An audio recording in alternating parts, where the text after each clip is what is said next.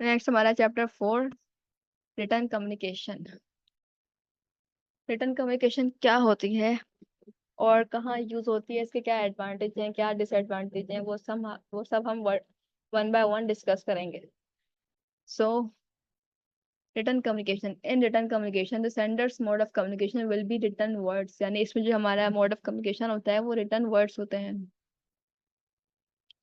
और it is the development and expression of ideas in writing, यानी इसमें जो है ना, इन राइटिंग आप अपने आइडियाज को एक्सप्रेस करते हैं।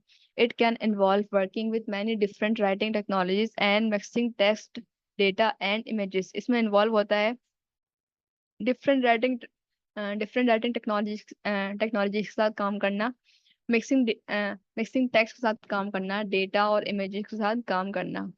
क्योंकि रिटर्न कम्युनिकेशन में आपके विजुअल एड्स भी होते हैं, आपकी इमेजेस भी होती है जैसे, और आपके डॉक्यूमेंट्स भी होते हैं, तो आप डिफरेंट टेक्नोलॉजीज यूज करते हैं रिटर्न कम्युनिकेशन में। Effective effective writing involves careful choice of words, यानी जो इफेक्टिव राइटिंग होती है उसमें इन्वॉल्व होता है कि आप लफ्जों का इस्तेमाल देखभाल के करें। Their organisation is correct effective writing involves careful choice of words, their organization in correct order in sentence formation, as well as cohesive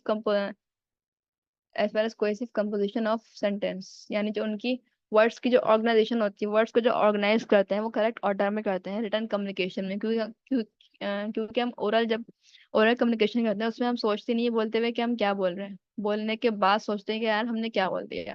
लेकिन जो रिटर्न कम्युनिकेशन होती है उसमें उसमें हम केयरफुल चॉइस ऑफ वर्ड्स करते हैं, यानी हम केयरफुली वर्ड्स को चूज करते हैं और उनको डिलीवर करते हैं और अपने पूरे सेंटेंस को ऑर्गेनाइज करते हैं, उससे फिर सामने वाले तक पहुंचाते हैं। तो उसको करेक्ट ऑर्डर में ऑर्गेनाइज करना, सेंटेंस फॉर्मेशन करना, और उससे फिर उसकी कंपोजिशन करना सेंटेंस की, ये हमारे रिटर्न कम्युनिकेशन में शामिल होता है। Also writing is more valid and reliable then speech, यानी जो राइटिंग होती है हमारी वो ज्यादा वैलिड होती है और रिलायबल होती है स्पीच से स्पीच के मुकाबले में।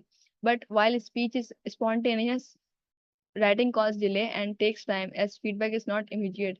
स्पीच जो है वो स्पॉन्टेनियस होती है, मीन्स कि वो फ्रीक्वेंटली जो है ना आप डिलीवर कर सकते हैं, जबकि जो राइटिंग है उसकी वजह से डिले भी क्रिएट हो सकती है और ये बहुत टाइम लेती है फीडबैक लेने में, क्योंकि फीडबैक जो है इसमें इमीडिएट नहीं होता। 1.1 एडवांटेजेस ऑफ रिटर्न कम्युनिकेशन। अब रिटर्न कम्युनिकेशन के एडवांटेजेस क्या हैं, फायदे क्या हैं। It may be in the form of permanent record, यानी अगर आप किसी से लिखत पढ़त में बात करते हैं या किसी से डॉक्यूमेंटेशन करते हैं, कोई पार्टनरशिप कर रहे हैं या कोई डील कर रहे हैं और आपने रिटर्न कम्युनिकेशन में उससे बात की, यानी आपने लिखा है, पूरा एग्रीमेंट बनाया है, तो आपकी जो है ना वो परमानेंट रिकॉर्ड होगा और परमानेंट रिकॉर्ड के फॉर्म में वो आपके पास मौजूद होगा। It can be a confirmation of oral message, यानी जो भी आपसे ओरली किसी से बात करी, आपने किसी और ओरल बात करी है, किसी और पर्सन ने आपसे की और कोई डील कर ली, कोई वादा कर लिया, तो उसकी कंफर्मेशन क्या होती है, रिटर्न कम्युनिकेशन। यानी उसने आपको लिख के दिया तो वो कंफर्मेशन होगा कि हाँ मैंने जो आपसे डील की थी वो कंफर्म है। So it may be use as a tool for clarification of oral message, यानी इसे एज अ टूल भी यूज कर सकते हैं ओरल मैसेज को क्लैरिफाई करने के लिए। It may be easily duplicated, यानी इसे डुप्लीकेटेड भी करवा सकते हैं। It is an effective medium for relying complex ideas involving facts and figures, यानी जो ये इफेक्टिव मीडियम है किसी भी कॉम्प्लेक्स आइडियाज को समझाने के लिए, उस पे उसको एक्सप्लेन करने के लिए, जैसे facts of figures. It can be stored, यानी इसे स्टोर किया रहता है, इसे सेव किया जा सकता है। Impersonal and formal communication can best be communicate through written communication, यानी जो इम्पर्सनल होती है, यानी किसी के बारे में आप पर्सनल कम्युनिकेशन नहीं कर रहे, किसी पर्सनली अटैक नहीं कर रहे, आप इम्पर्सनल बात कर रहे हैं, फॉर्मल कम्युनिकेशन कर रहे हैं, तो उसके लिए बेस्ट है हमारी रिटर्न कम्युनिकेशन। यानी आप रिटर्न कम्युनिकेशन के थ्रू बात कर रहे हैं, अगर आप फॉर्मली किसी से बात कर रहे हैं या पर्सनल बात कर रहे हैं। 1.2 हमारा disadvantages of written communication. It takes a lot of time to communicate a written message, यानी जो हमारा रिटर्न मैसेज होता है उससे कम्युनिकेट करने में बहुत टाइम लगता है। This communication is highly inflexible, यानी ये हाईली इनफ्लेक्सिबल है, फ्लेक्सिबल नहीं है। जबकि हमारी ओरल कम्युनिकेशन जो है वो फ्लेक्सिबल होती है और वो क्विक कम्युनिकेशन होती है, स्विफ्ट मीडियम होती है कम्युनिकेशन का, और ये इनफ्लेक्सिबल है। Impersonality can be a barrier in creating good relationship between sender and receiver, यानी आप इन पर्सन होकर बात करते हैं किसी से, फॉर्मल होकर बात करते हैं, किसी पे पर्सनली अटैक नहीं करते हैं, तो ये एक बैरियर भी हो सकता है in creating good relationship. Sender और रिसीवर के दरमियान एक रिश्ता, एक best best best relationship create करने में एक बैरियर भी हो सकता है, क्योंकि आप एक इम्पर्सनल और फॉर्मल इंसान बन के बात करते हैं। There is non availability of non verbal signal, यानी एक रिटर्न कम्युनिकेशन में नॉन वर्बल सिग्नल्स नहीं होते हैं। There is non availability of instant feedback, इसमें इंस्टेंट फीडबैक भी नहीं होता। और there is lack of accessibility, यानी जो आपके एसेसिबिलिटी है वो भी इसमें नहीं होती। Return communication involves expressing yourself clearly, यानी कि इसमें इन्वॉल्व है अपने आप को क्लियरली एक्सप्रेस करना। यूजिंग लैंग्वेज विथ प्रिसाइजन, यानी अपनी लैंग्वेज को यूज करते हुए कंसाइज वे में। कंस्ट्रक्टिंग अ लॉजिकल आर्ग्यूमेंट, एक लॉजिकल आर्ग्यूमेंट कंस्ट्रक्ट करते हुए, बनाते हुए, नोट टेकिंग करते हुए, एडिटिंग करते हुए, समराइजिंग करते हुए, और राइटिंग रिपोर्ट्स, यानी रिपोर्ट्स लिखते हुए आप अपनी बात को क्लियरली एक्सप्रेस कर सकते हैं।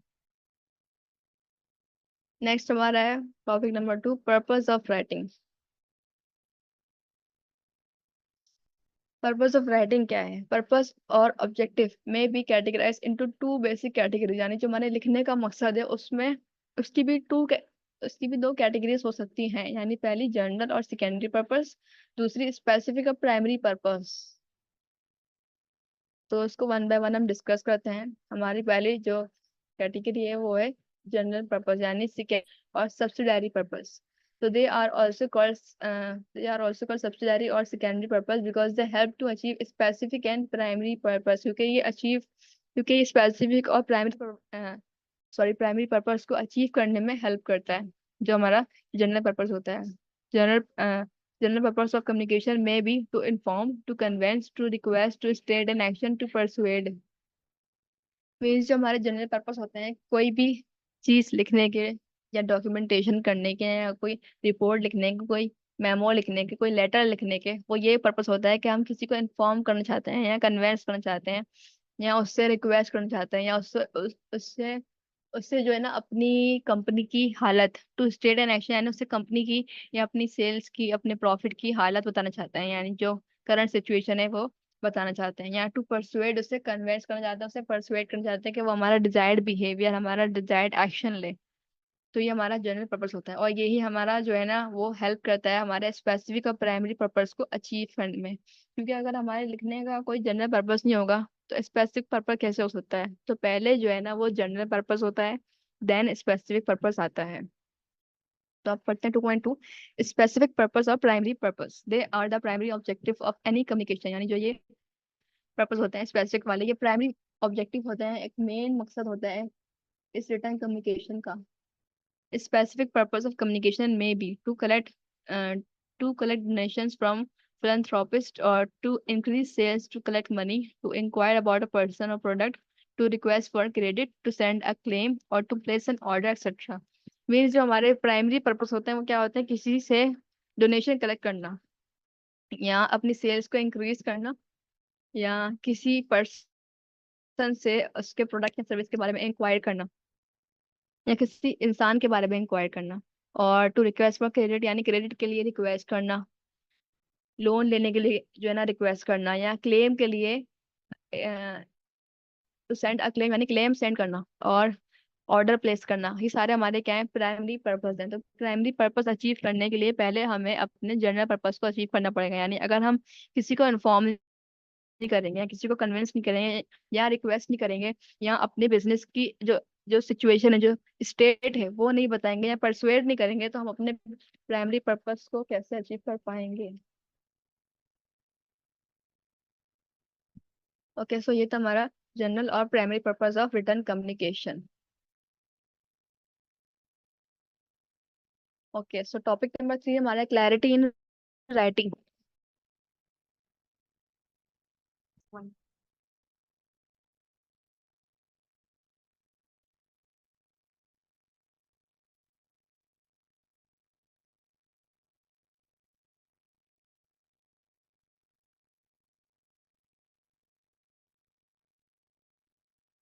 Okay, so clarity in writing से क्या मुराद है? सो इसको वन बाय वन हम सारे पॉइंट्स को पढ़ते हैं। यूज प्रिसाइज लैंग्वेज, यानी vague words are just an opportunity for problems to creep in, यानी जो वैग वर्ड्स होते हैं, अनक्लियर वर्ड्स होते हैं, वो एक अपॉर्चुनिटी, एक मौका होता है प्रॉब्लम्स को क्रीप करने का, यानी प्रॉब्लम्स को एंटर होने का हमारी लाइफ में। यानी अगर हम किसी से अनक्लियर बात कर रहे हैं, अनक्लियर वर्ड्स के साथ बात कर रहे हैं, तो वो एक, तो उनको मौका मिल जाता है हमारी प्रॉब्लम्स, तो उनको मौका मिल जाता है प्रॉब्लम क्रिएट करने का, और प्रॉब्लम्स को जो है ना मौका मिलता है हमारी लाइफ में एंटर होने का। सो वैग वर्ड्स का इस्तेमाल नहीं करना चाहिए। That's true of jargon and abbreviations too. और इससे हमारा jargons भी हो सकती है, यानी कोई ऐसे वर्ड जो सामने वाले को समझ में ही ना आए। और एब्रिविएशन यानी शॉर्ट फॉर्म्स, हम शॉर्ट फॉर्म यूज करें, अगर सामने वाले को हमारी शॉर्ट फॉर्म समझ में नहीं आई, तो ऑब्वियसली सी बात है कि वो जो है ना उसे लगे कि आप बैक वर्ड्स का यूज कर रहे हैं, यानी अनक्लियर वर्ड्स का यूज कर रहे हैं, आप कम्युनिकेशन करने नहीं चाहते हैं। So always use daily conversational words which should be precise and easy to understand. तो आपको जब भी आप बात करें अपनी रिटर्न कम्युनिकेशन में, तो आप जो है ना डेली कन्वर्सेशनल वर्ड्स का इस्तेमाल करें। मीन्स जो रोजाना की बातचीत में जो कॉमन वर्ड्स यूज होते हैं उनका इस्तेमाल करें, जो प्रिसाइज हो यानी कंसाइज हो, और इजी टू अंडरस्टैंड हो यानी उसको समझना इजी हो। Point number 2, keep your sentence short, यानी अपने सेंटेंस को हमेशा शॉर्ट रखें। इंस्टेड ऑफ यूजिंग कंपाउंड और complex sentence, a good communicator should use simple sentence. इसके बजाय कि आप कंपाउंड या कॉम्प्लेक्स सेंटेंस का इस्तेमाल करें, आपको चाहिए कि आप सिंपल सेंटेंस का इस्तेमाल करें। These sentence are called short sentence and are easy to comprehend, यानी अंडरस्टैंड। ये सेंटेंस जो होते हैं शॉर्ट सेंटेंस कहलाते हैं, और उनको समझना भी इजी होता है। Point 3, reread what you have written, means जो भी आपने लिखा उसे एक बार री रीड करें, यानी दोबारा पढ़ें। After you have completed your draft, means जब आपने लिख लिया कोई भी एक मैसेज, तो आप उसको completely दोबारा री रीड करें अपने ड्राफ्ट को बनाने के बाद। Read it twice in order to trace out any errors which may retard the communication of intent message. Means अगर एक मैसेज को आपको फर्स्ट टाइम रीड करके समझ में नहीं आया, तो आप उसको दोबारा रीड करें कोई भी एरर को ट्रेस करने के लिए, जो शायद आपकी इफेक्टिव कम्युनिकेशन में एक रुकावट बन सकता है। आपको जो एक इंटेंडेड मैसेज है उसमें उसमें रुकावट बन सकता है। दिस स्ट्रेटजी में enhance the clarity of the message, और ये स्ट्रेटजी जो है वो इनहेंस कर सकती है आपके मैसेज की क्लैरिटी को। Point number 4, ask for feedback, यानी जब आपने एक मैसेज सेंड कर दिया, तो आप अपने अपने रिसीवर से फीडबैक जो है ना वो पूछें कि आपका जो मैसेज था उन तक पहुंचा, उनको entirely समझ में आया या नहीं आया। If someone is not entirely clear on what message you have trying to send them, make sure that they can easily come back and ask question, यानी आप ये make sure करें कि अगर उनको आपकी बात पूरी समझ में नहीं आई, तो वो आपके पास आए और आपसे सवाल पूछें। If you are working on a big document, अगर आप किसी बड़े डॉक्यूमेंट पे काम कर रहे हैं, write up clean versions that make use of feedback rather than uh, rather than relying on a string of comments, updates, or responses that you can't guarantee anyone will read. Means जब आप किसी बड़े document पर काम कर रहे हैं, तो आप लिखें एक clean version that make use of feedback, जो फीडबैक का इस्तेमाल कर रहा हो। यानी आप किसी कमेंट पे, किसी अपडेट पे, किसी रिस्पॉन्स पे जो है ना, आप जो है ना डिपेंड नहीं करें बड़े डॉक्यूमेंट को लिखने के लिए, क्योंकि ये गारंटी नहीं दे सकता कि हर कोई जो है ना उसे रीड करेगा। और point number 5, read messages out loud to yourself, यानी अपने मैसेज को लिखने के बाद खुद से ही जो है ना उसे रीड करें loudly. Reading your message out loud to yourself is a good way to check whether what you have written makes sense, यानी जो भी आपने लिखा उससे आप अगर लाउडली रीड करेंगे, तो ये आपको हेल्प करेगा ये चेक करने में कि जो भी आपने लिखा वो कोई सेंस भी जो है ना बनाता है या नहीं बनाता। If you notice yourself gesturing or changing your tone of voice as you read, stop and think about whether you need to add a few more words to convey whatever meaning you were gesturing. Means अगर आप ये notice कर रहे हैं कि जो भी आपके वर्ड्स हैं, जो भी आपने लिखा, वो आपके टोन को चेंज कर रहा है, तो आप उसे पढ़ें और आप रुकें, स्टॉप हो जाएं और सोचें कि आपको क्या ऐड करना चाहिए, क्या फ्यू मोर वर्ड्स को उस डॉक्यूमेंट में ऐड करने चाहिए अपनी जो मीनिंग है मैसेज की उसको मोर क्लियरली कन्वे करने के लिए। If it is a particularly important message, अगर वो एक इम्पोर्टेंट मैसेज है, you might run it by someone else और समवन एल्स एज वेल, यानी अगर एक इम्पोर्टेंट मैसेज है और वो आपको रन करना है, तो आपको you might run it by someone else, तो आपको किसी और से जो है ना वो रन करवाना चाहिए। अगर आपको लगता है कि आप जो मैसेज डिलीवर कर रहे हैं उसमें आपकी टोन चेंज हो रही है, आपके गेस्चर चेंज हो रहे हैं, तो आप वहीं पर रुक जाएं। आप सोचें कि आपको कितने, आपको इसमें और कौन से वर्ड जो है ना वो ऐड करने चाहिए कि आपकी जो मैसेज है वो एक मीनिंगफुली डिलीवर हो सके। Topic number 4, principle of effective writing, 7 C's of effective communication.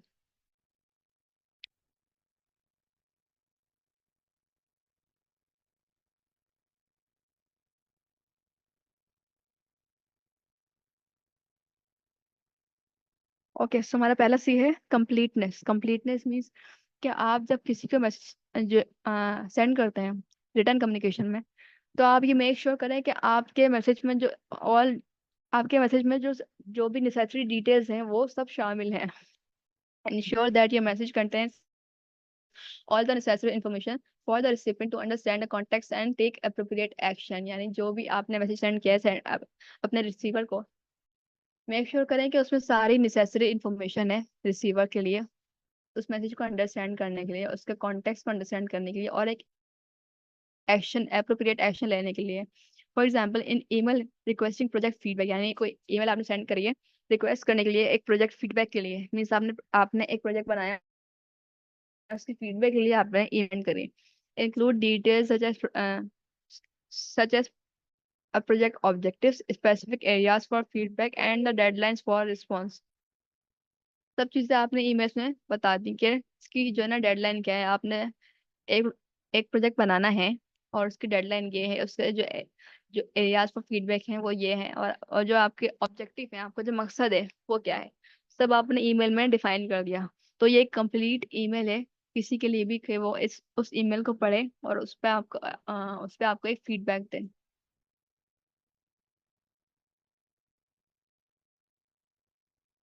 सो 7 सी से हमारा जो दूसरा सी है वो है conciseness, means express your message in as few words as possible without sacrificing clarity. यानी अपने मैसेज की क्लैरिटी को सेक्रीफाइस किए बगैर, उसे कुर्बान किए बगैर, आपको as few words as possible जो है ना यूज करना है। यानी फ्यूएस्ट वर्ड्स का इस्तेमाल करते हुए अपने मैसेज को एक्सप्रेस करना है, और उसकी क्लैरिटी को भी sacrifice नहीं करना। For example instead of writing due to the fact that, you could simply say because.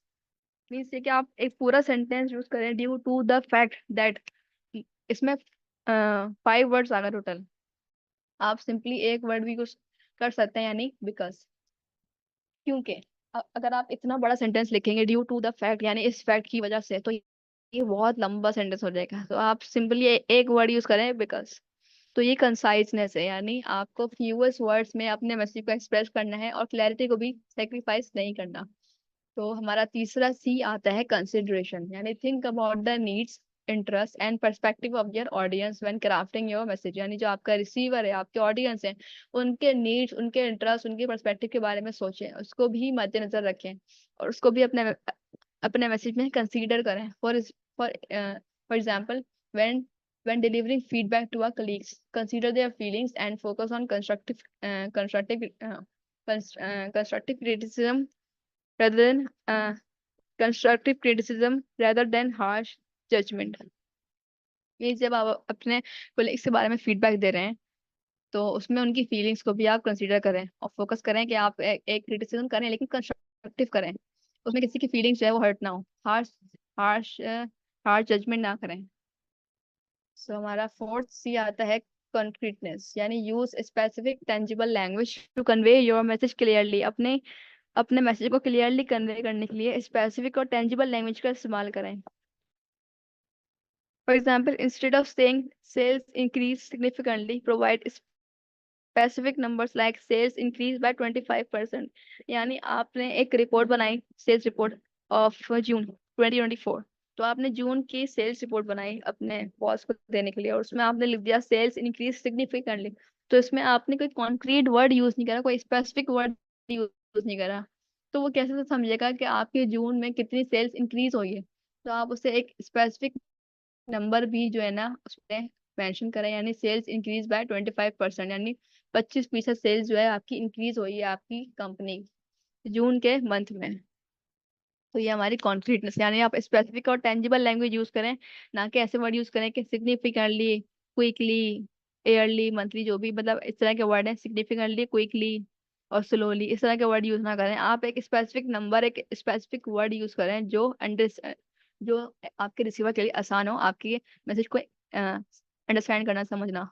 सो हमारा फिफ्थ सी है clarity. Make sure your message make sure your message is easily understandable by using simple language and avoiding jargons और technical terms। यानी आप ये make sure करें कि आपका जो मैसेज है वो easily understandable है, यानी easily समझ में आने वाला है, by using simple language। क्योंकि आप सिंपल लैंग्वेज का इस्तेमाल करें और अवॉइड करें जार्गन्स और टेक्निकल टर्म्स का। मीन्स कि हर एक फील्ड की अपनी टेक्निकल टर्म्स होती हैं, मेडिकल फील्ड की अपनी टर्म्स हैं, इंजीनियरिंग फील्ड की अपनी टर्म्स हैं, और अकाउंटेंट्स की फील्ड की अपनी टर्म्स हैं। अगर कोई डॉक्टर किसी अकाउंटेंट से बात करेगा अपनी लैंग्वेज में तो शायद वो समझ में ना आए, और जो अकाउंटेंट है वो डॉक्टर से बात करेगा अपनी टर्म्स में, अपना प्रॉब्लम जो है ना डिफाइन करने के लिए, तो डॉक्टर उनकी टर्म्स को समझ में नहीं, डॉक्टर जो है वो उनकी टर्म्स को समझ नहीं पाएंगे। तो आप जो है ना आप टेक्निकल टर्म्स का इस्तेमाल न करें, जार्गन्स को अवॉइड करें, सिंपल लैंग्वेज यूज करें अपनी बात को कन्वे करने के लिए। ये है clarity. For example, instead of saying utilise, you could say use. यानी आप एक वर्ड यूज कर रहे हैं यूटिलाइज, ये बहुत एक टेक्निकल टर्म है, या एक जार्गन में आता है, एक डिफिकल्ट टर्म में आता है, तो आप इसके बजाय यूज करें यूज वाला वर्ड। यानी यूटिलाइज और यूज का मतलब सेम ही है। सो हमारा सिक्स सी है courtesy. Maintain a polite and respectful tone in your communication, यानी आपकी कम्युनिकेशन में आप एक रिस्पेक्टफुल और पोलाइट टोन का इस्तेमाल करें। सही, तो आप अपने मैसेज में, अपनी कम्युनिकेशन में एक रिस्पेक्टफुल, एक पोलाइट टोन का इस्तेमाल करें।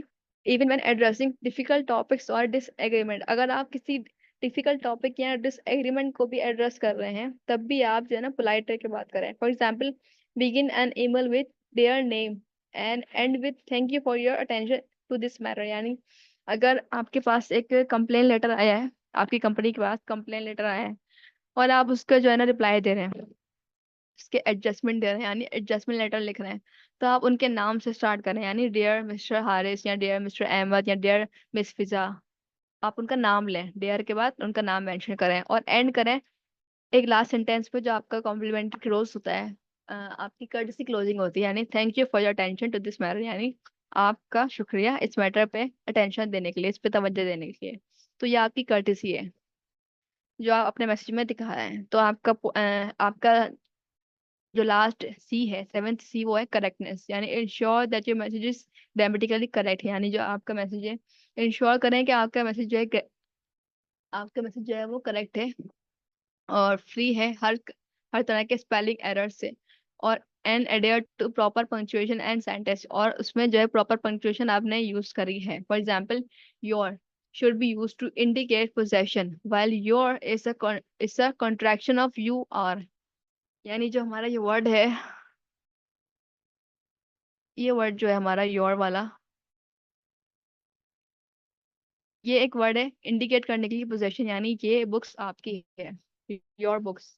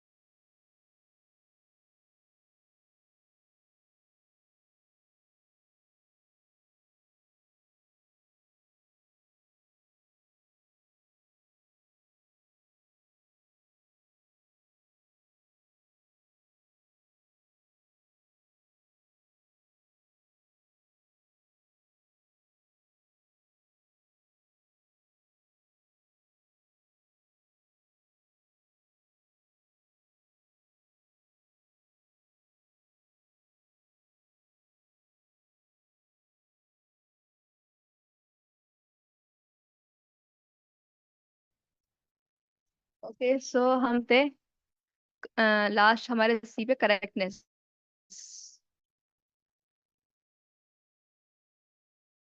तो योर का मतलब है कि आप किसी को इंडिकेट कर रहे हैं कि ये बुक आपकी है, यानी your books, your pencil, your pen. जबकि अगर आप लिखते हैं योर, यानी ये वाला वर्ड लिखते हैं यू अपोस्ट्रोफ और आर ई, ये इंडिकेट करता है कि ये कॉन्ट्रैक्शन है, यानी यू आर। अगर आप लिखें Y O U comma mean apostrophe और आर ई, ये इंडिकेट करता है कि आप बोले यू आर बुक्स। तो यू आर बुक्स तो कोई सेंटेंस ही नहीं बनता, जबकि योर बुक्स जो है वो सेंटेंस बनता है, यानी ये आपकी बुक है। तो आप करेक्टनेस यानी अपने सेंटेंस को आप मेक श्योर करें कि ये जो है ना करेक्ट है, यानी ग्रामेटिकली करेक्ट है और हर तरह के स्पेलिंग एरर से फ्री है और पंक्चुएशन को प्रॉपरली फॉलो कर रहा है।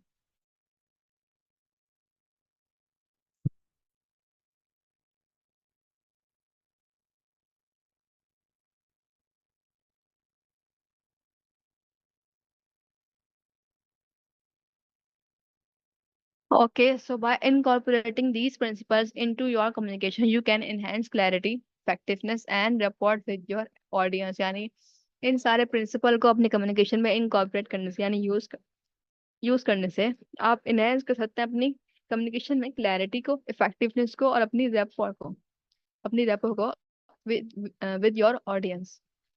टॉपिक नंबर 5 हमारा है स्टेप्स ऑफ राइटिंग प्रोसेस, यानी प्रोसेस के क्या स्टेप्स हैं। So the steps of the writing process for effective business message are as follows. पहला स्टेप है हमारा identify the purpose of the message, यानी जो भी आपका पर्पस है आपके मैसेज का उसे आइडेंटिफाई करना। Determine the intent outcome of the message, whether it is to convey information, provide direction, acknowledge an order और सॉलिसिट सेल्स। उसका पर्पस जो है ना वो पहले आइडेंटिफाई करें कि आपका पर्पस क्या है, उसका आउटकम क्या निकलेगा आपके मैसेज का, आपका मकसद क्या है। इंफॉर्मेशन इंफॉर्मेशन को इंफॉर्मेशन को कन्वे करना, या डायरेक्शन प्रोवाइड करना, या किसी को एक्नॉलेज करना ऑर्डर के मुतालिक, या ये बताना है कि आपकी सेल्स वगैरह कितनी हुई है।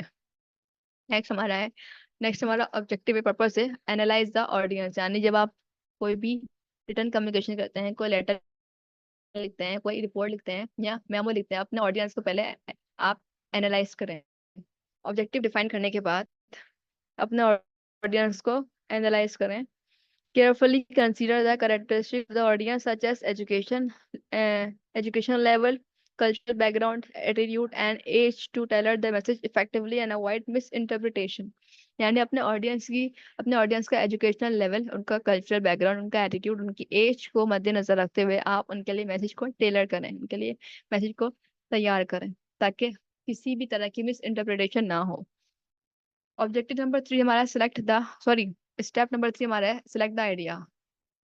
पहला था हमारा पर्पस को आइडेंटिफाई करना, दूसरा ऑडियंस एनालाइज करना, तीसरा हमारा है सिलेक्ट द आइडिया, मीन्स के आइडिया सिलेक्ट करना।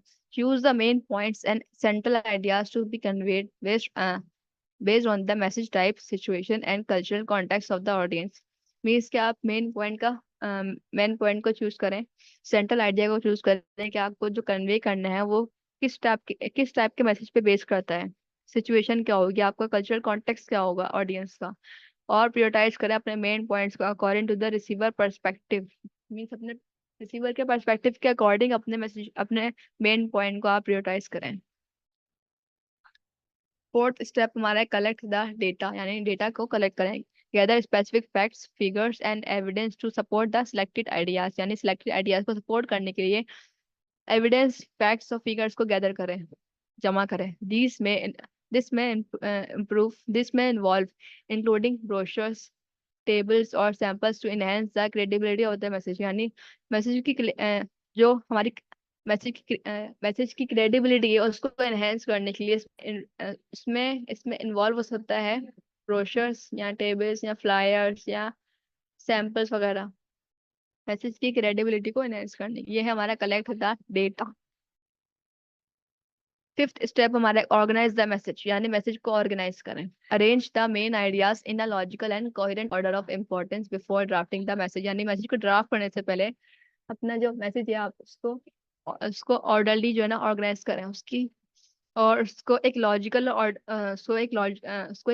सीरियल वाइज जो है ना ऑर्गेनाइज करें। अब अपने मेन आइडियाज को, जो टॉपिक्स टू बी कवर्ड है इसको पहले ऑर्गेनाइज करें कि आपने क्या टॉपिक पहले जो है ना वो डिलीवर करना है। Proper organization ensures clarity and prevent confusion. जो भी आपकी प्रॉपर ऑर्गेनाइजेशन होगी आपके मैसेज की, वो इंश्योर करेगी कि आपका मैसेज कितना क्लियर है, और वो प्रिवेंट करेगी कंफ्यूजन से, leading to the desired response from the receiver, और इसकी वजह से आपको रिसीवर से डिजायर्ड रिस्पॉन्स भी मिलेगा। इन summary, the writing process involves identifying the purpose, analysing the audience, selecting ideas, collecting data, and organizing the message to effectively communicate in a business context। यानी summary ये है इसकी, हमारे राइटिंग प्रोसेस के steps की, कि इसमें इन्वॉल्व होता है पर्पस को आइडेंटिफाई करना, अपने ऑडियंस को एनालाइज करना, फिर आइडियाज को सिलेक्ट करना, फिर डेटा को कलेक्ट करना, और लास्ट में मैसेज को ऑर्गेनाइज करना हमारे रिसीवर के लिए, ताकि वो उसे इंटरप्रेट कर सके in a business context. Topic number 6 हमारा है बिजनेस कम्युनिकेशन 3x3 प्रोसेस। यानी बिजनेस कम्युनिकेशन में 3x3 प्रोसेस का क्या मतलब है, और 3x3 प्रोसेस में कितनी चीजें शामिल हैं और क्या इंपॉर्टेंस है, इससे हम वन बाय वन पढ़ते हैं। तो बिजनेस कम्युनिकेशन में हमारा जो पहला प्रोसेस है वो है प्री राइटिंग, दूसरा है राइटिंग, तीसरा है रिवाइजिंग, चौथा है स्पेसिफिक राइटिंग फीचर्स, और सॉरी, तीन स्टेप है 3x3 प्रोसेस में, प्री राइटिंग, राइटिंग और रिवाइजिंग। लेकिन जो इसके बाद हमारे टॉपिक आते हैं वो है स्पेसिफिक राइटिंग फीचर्स। यानी लिखते हुए हमें कौन से फीचर्स को मद्देनजर रखना चाहिए। कोहेरेंस, यानी हमारा जो मैसेज है वो कितना मीनिंगफुल है और कितना कंप्लीट है, और उसमें आइडियाज किस तरह से फ्लो कर रहे हैं, और किस तरह से एक मैसेज जो है, एक लाइन, एक सेंटेंस दूसरे सेंटेंस से कनेक्ट होता है। और सिक्स हमारा इलेक्ट्रॉनिक राइटिंग प्रोसेस। यानी इलेक्ट्रॉनिक राइटिंग प्रोसेस क्या होता है, ई राइटिंग प्रोसेस क्या होता है। तो स्टार्ट करते हैं हम business communication process 3x3। 3x3 writing process outlined by Mary Ellen Guffey consists of three stages: pre-writing, writing, and revising, each with three subdivision। यानी हर एक के 3 subdivision है, राइटिंग के भी, प्री राइटिंग के भी, और रिवाइजिंग के भी। तो पहला स्टेप पढ़ते हैं प्री राइटिंग। इसमें हमारे 3 सब डिविजन आते हैं: analyse, anticipate and adapt. Analyse का मतलब है determine the purpose and delivery method of the message. यानी जो भी आपका पर्पस है मैसेज का, उससे पहले एनालाइज करना, उसे डिटरमाइन करना, और फिर अपने मैसेज की डिलीवरी मेथड को डिटरमाइन करना कि आपने किस तरीके से अपना मैसेज जो है वो डिलीवर करना है इन राइटिंग। दूसरा स्टेप हमारा एंटिसिपेट, यानी consider the audience likely reaction and adjust the tone accordingly. यानी अपने जो ऑडियंस है उनके जो रिएक्शन आ सकते हैं उसे एंटिसिपेट करना, उसे कंसीडर करना, उसे अज्यूम करना, और उसके अकॉर्डिंग अपने टोन को एडजस्ट करना रिटर्न मैसेज में। क्योंकि आपको नहीं पता कि आप जो मैसेज लोगों तक पहुंचाएंगे वो उसे रीड करेंगे भी या नहीं, और रीड करेंगे तो क्या रिएक्शन देंगे। तो आपको उनके रिएक्शन को जो है ना एंटिसिपेट करना है, खुद ही अज्यूम करना है, और उसके अकॉर्डिंग अपने टोन को एडजस्ट करना है। तो हमारा स्टेप नंबर 3 इसमें अडेप्ट, यानी tailor the message to suit the specific needs and interest of the audience to cultivate empathy and achieve the purpose effectively. यानी अपने मैसेज को अपने ऑडियंस के स्पेसिफिक नीड्स और इंटरेस्ट के अकॉर्डिंग, उसके अकॉर्डिंग टेलर करना, उसके अकॉर्डिंग बनाना।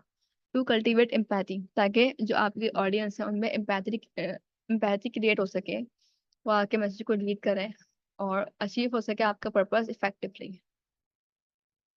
दूसरा हमारा प्रोसेस है 3x3 राइटिंग में, राइटिंग, और राइटिंग में 3 सब डिविजन आते हैं हमारा: रिसर्च, ऑर्गेनाइज एंड कंपोज। जब हमने प्री राइटिंग का प्रोसेस कंप्लीट कर लिया, नेक्स्ट हमारा है राइटिंग। और रिसर्च में आता है हमारा, रिसर्च में आता है gather necessary information, data and facts to support the message. यानी अपने मैसेज को सपोर्ट करने के लिए जो जो आपके रेलेवेंट फैक्ट्स हैं, डेटा है, इंफॉर्मेशन है, उसको जमा करना।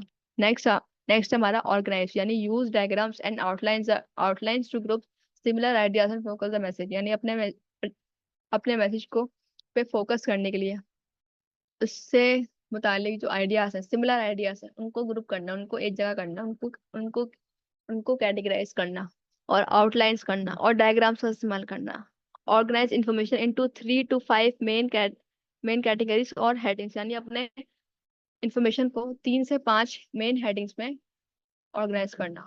नेक्स्ट हमारा है compose, write the first draft quickly knowing it will need refinement later. यानी अपना पहला ड्राफ्ट बना दें आप, और ये जानते हुए कि इससे जो है ना रिफाइनमेंट चाहिए लेटर, यानी बाद में, फिर भी आप अपना पहला ड्राफ्ट बनाते हैं। नेक्स्ट हमारा है रिवाइजिंग, रिवाइजिंग में भी तीन हमारे सब डिविजन आते हैं, revise, proof read and evaluate. तो पहला इसमें स्टेप है revise. Edit the message for clarity, conciseness and readability, यानी अपने मैसेज को एडिट करें क्लैरिटी के लिए, कंसाइजनेस के लिए और रीडेबिलिटी यानी वो पढ़ने के काबिल हो इसलिए। Highlight important information and eliminate wordiness और रिडंडेंसीज, यानी हाईलाइट करें इंपॉर्टेंट इन्फॉर्मेशन को और एलिमिनेट करते हैं, वर्ड्स को डिलीट कर दें, रिमूव कर दें जो इंपॉर्टेंट नहीं हमारे लिए या जो रिपीट हो रहे हैं। Proofread, check for spelling and grammatical errors to maintain credibility and professionalism, यानी अपनी स्पेलिंग चेक करें और एरर्स चेक करें अपने मैसेज को क्रेडिबल बनाने के लिए और प्रोफेशनल लुक देने के लिए। Evaluate, assess whether the final message meets both the purpose and the audience need, revise as necessary before sending, यानी अपने मैसेज को, फाइनल मैसेज को रीड करें, एसेस करें और देखें कि वो पर्पस और ऑडियंस की नीड को मीट कर भी रहा है या नहीं, और रिवाइज करें उसे एज नेसेसरी, यानी बिफोर सेंडिंग, सेंड करने से पहले उसे एक बार रिवाइज कर लें। फोर्थ हमारा है स्पेसिफिक राइटिंग फीचर्स, ये हमारा फोर्थ टॉपिक है। यहाँ पे हमारा 3x3 राइटिंग प्रोसेस कंप्लीट हो गया। अब स्पेसिफिक राइटिंग फीचर्स कौन से होते हैं? टोन, स्टाइल, फॉर्मेटिंग और language choice contribute to a written piece effectiveness, यानी जब हम कोई भी चीज लिखते हैं तो उस रिटर्न पीस ऑफ मैसेज में उसकी इफेक्टिवनेस में जो चीजें कंट्रीब्यूट करती हैं वो होती है हमारे टोन, हमारा स्टाइल, हमारी फॉर्मेटिंग और लैंग्वेज की choice. In a formal business letter, formal business letter में maintaining a professional tone, using formal language, proper formatting and ensuring correct grammar as are crucial, यानी हमारे जो बिजनेस के लेटर्स होते हैं उसमें प्रोफेशनल टोन को मेंटेन रखना, फॉर्मल लैंग्वेज का इस्तेमाल करना, प्रॉपर फॉर्मेटिंग करना और इंश्योर करना कि हमारे हमारे जो लेटर है उसमें उसमें करेक्ट ग्रामर का इस्तेमाल किया गया है, ये बहुत इंपॉर्टेंट है। फिफ्थ टॉपिक है हमारा coherence. Coherence ensures logical connection and flow of ideas within a text, जो भी आपने टेक्स्ट लिखा उसमें फ्लो ऑफ आइडियाज यानी एक आइडिया दूसरे आइडिया से कनेक्ट कर रहा है, एक लॉजिकल कनेक्शन है, मेकिंग इट इजी।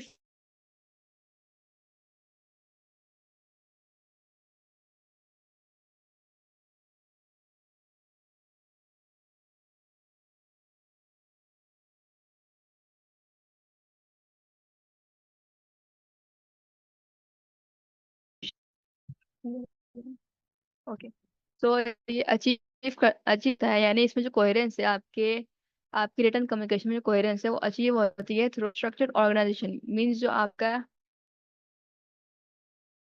किया है और क्लियर ट्रांजिशंस में कंसिस्टेंसी यूज किया है उसकी थीम में, उसकी आर्गुमेंट में। और coherent writing enables understanding of the text purpose and message, यानी जो कोहेरेंट राइटिंग है वो इनेबल करती है रीडर को समझने के लिए आपके मैसेज को और उसका पर्पस समझने के लिए। सिक्स हमारा टॉपिक है electronic writing process. Composing, editing and revising written document digitally involve tasks like brainstorming, drafting, editing for clarity and formatting, यानी कंपोज कर जो आपका आप ई राइटिंग जो करते हैं, इलेक्ट्रॉनिक राइटिंग जो करते हैं उसमें शामिल होता है कंपोज करना, एडिट करना और रिवाइज करना आपके रिटर्न डॉक्यूमेंट को डिजिटली। और इसमें जो है ना इन्वॉल्व होते हैं टास्क जैसे ब्रेनस्टॉर्मिंग, ड्राफ्टिंग और editing for clarity and formatting, यानी क्लैरिटी और फॉर्मेटिंग को इंश्योर करने के लिए आप ब्रेनस्टॉर्मिंग करते हैं, आइडियाज की ड्राफ्टिंग करते हैं, जो भी आपका मैसेज है उसको ड्राफ्ट करते हैं, उसमें एडिटिंग करते हैं ताकि आपका जो मैसेज है वो क्लियर हो, उसकी फॉर्मेटिंग भी परफेक्ट हो। Tools like word processor and collaboration platforms provide features such as spell check, track changes, and real-time collaboration, enhancing efficiency and effectiveness in writing tasks, यानी जो tools होते हैं आपके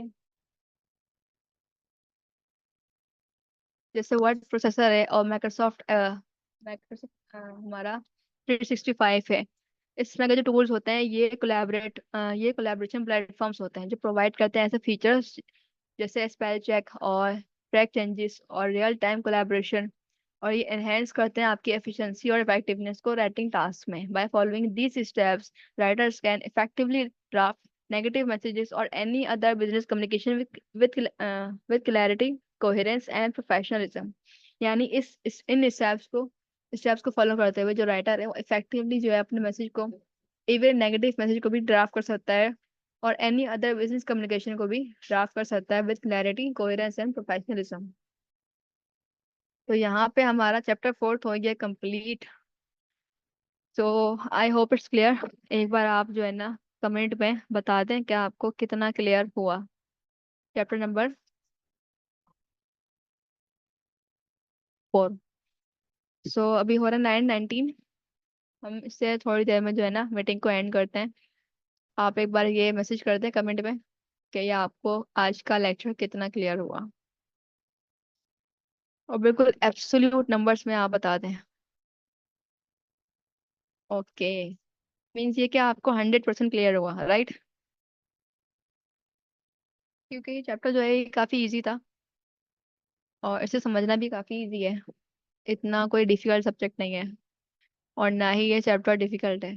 सो कल हम जो है ना वो न्यू चैप्टर स्टार्ट करेंगे, chapter number 5, comprehension of business communication. So आज के लिए इतना काफ़ी है। बाकी कल ट्यूसडे को हम इंशाल्लाह अपना लेक्चर नंबर 5 स्टार्ट करेंगे और चैप्टर नंबर 5। जी जी, बोले बोले।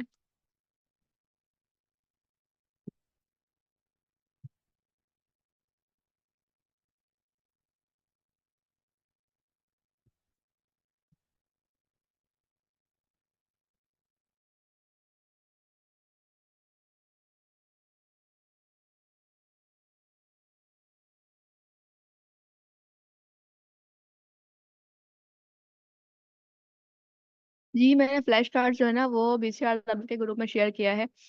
और हमारे तकरीबन 8 चैप्टर से फ्लैश कार्ड्स बन चुके हैं कि 4 चैप्टर्स के रिमेन है। तो आगे 9, 10, 11, 12 का भी वो जो है ना रेडी हो जाएगा। तो आपका जो 4 चैप्टर कंप्लीट हो चुके हैं ना, आप उसके फ्लैश कार्ड्स को एक बार रिव्यू कर सकते हैं अपने रिवीजन के लिए। जी, नोट्स में चैप्टर वाइज एमसीक्यूज नहीं है, लेकिन आप बीसीआरडब्ल्यू का फोल्डर चेक करें। उसमें एमसीक्यूज के फोल्डर में आपको सारे एमसीक्यूज मिल जाएंगे चैप्टर वाइज। हमने पूरे 12 क्विज बनाए हैं और उनमें से 7 क्विज का जो पीडीएफ भी है अवेलेबल चैप्टर वाइज एमसीक्यूज में। Chapter wise MCQs PDF file जो है उसके अंदर है 7 चैप्टर के पीडीएफ्स। बाकी जो 5 हमारे चैप्टर्स हैं उनके क्विज हैं, उनका भी पीडीएफ आपको मिल जाएगा। आपको पूरे 12 चैप्टर के क्विज ड्राइव में मिलेंगे जो आपको फोल्डर मैंने शेयर किया था। और आपके 4 चैप्टर्स कंप्लीट हो चुके हैं, तो आप जो है ना स्टार्ट के 4 चैप्टर्स का क्विज भी जो है ना वो सॉल्व करने की कोशिश करें, क्योंकि उसके जो है ना करेक्ट आंसर भी उसके अंदर जो है ना इंक्लूड है। तो आप उसको सॉल्व करें और सबमिट करें और अपने जो है ना रिजल्ट चेक करें कि आपको ये कितना जो है ना समझ में आया चैप्टर। ओके, देन आपको अगर दोबारा वो क्विज सॉल्व करना हो तो पीडीएफ पड़ा हुआ है फोल्डर में, वो आप एक बार देख लीजिएगा, सही है। तो मिलते हैं कल के लेक्चर में इंशाल्लाह। तब तक के लिए अल्लाह हाफिज, टेक केयर।